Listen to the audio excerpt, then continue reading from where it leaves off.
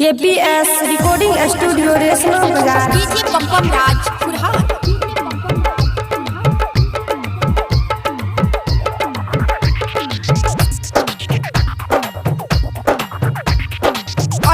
गे गोरी देखे मेला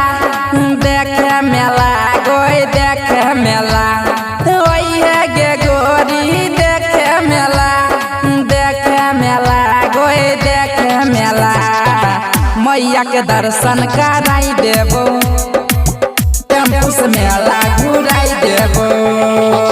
मैया के दर्शन कराई देबो हे गए टेम्पू से मेला घुराई देबो गे गोरी देखे मेला गोई देखे मेला गे गोरी देखे मेला गोई देखे मेला टेम्पू से मेला घुराई देबो मैया के दर्शन कराई देबो टेम्पू से मेला घुराई देबो हे गए मैया के दर्शन कराई देबो मैया के दर्शन कराई देबो टेम्पू से मेला घुराई देबो हे गए KPS रिकॉर्डिंग स्टूडियो रेशमा बाजार। डीजे मैया पप्पम के राज दर्शन कराई देबो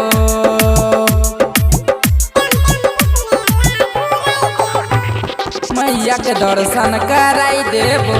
कोनो चीज के तोरा कमी न होई तो पैसा के छिए रहीस गे पैसा के छिए रहीस गे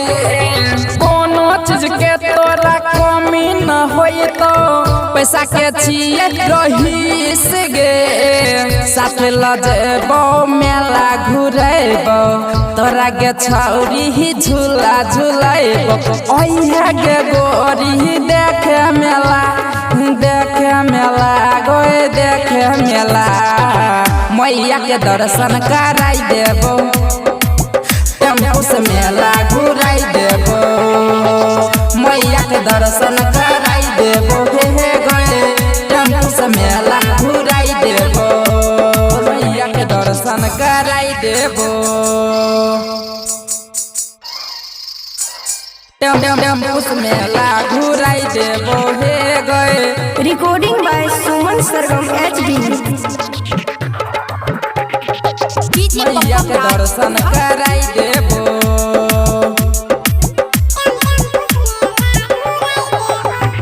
मैया के दर्शन कराई देबो जे तू मंगबी हमें ऊ चीज देबो कमी न रखबो कोनो चीज के कमी न रखबो कोनो चीज के जे तू मंगबी हमें ऊ चीज देबो कमी न रखबो कोनो चीज के सुमन बीबी सन के माने तू बात हाथ पकड़ के घूमे तो गे साथ गे गोरी देखे मेला गोई देखे मेला मैया के दर्शन कराई देबो हे गए टेम्पू से मेला घुराई देबो मैया के दर्शन कराई देबो हे गई टेम्पू से मेला घुराई देबो सुन गए KPS रिकॉर्डिंग स्टूडियो रेशमा बाजार मधेपुरा।